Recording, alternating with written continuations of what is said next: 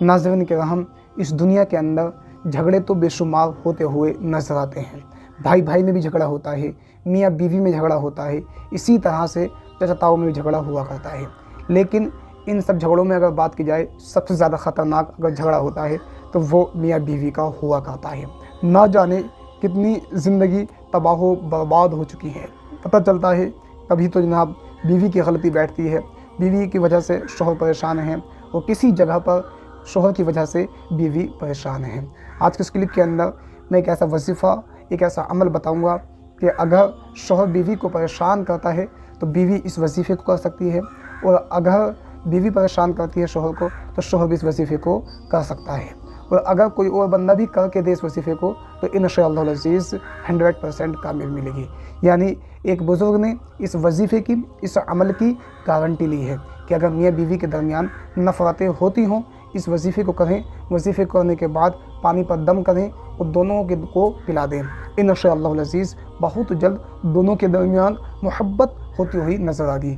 छोटे मोटे झगड़े तो ये तो चलते ही रहते हैं, लेकिन इस वजीफ़े को करने के बाद कभी भी मियाँ बीवी में आपस में नफ़रतें नहीं हो सकती हैं।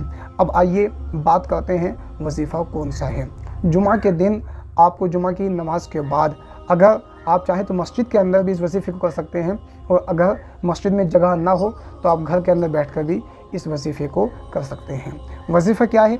आपको एक मरतबा दरूद इब्राहीमी पढ़नी है। दरूद इब्राहीमी जो अत्तहियात के बाद पढ़ी जाती है नमाज में, उसको दरूद इब्राहीमी कहा जाता है।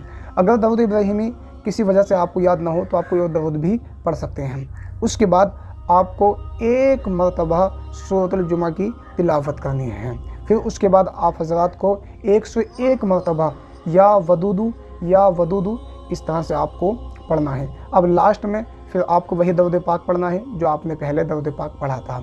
यानी अव्वल आखिर दरूद पाक आपको पढ़ना है, और आपको बीच में एक मरतबा सूरतुल जुमा पढ़ना है और 101 मरतबा या वदूदू पढ़ना है। पढ़ने के बाद आप पानी पर दम करें और मियाँ बीवी दोनों को पिला दें।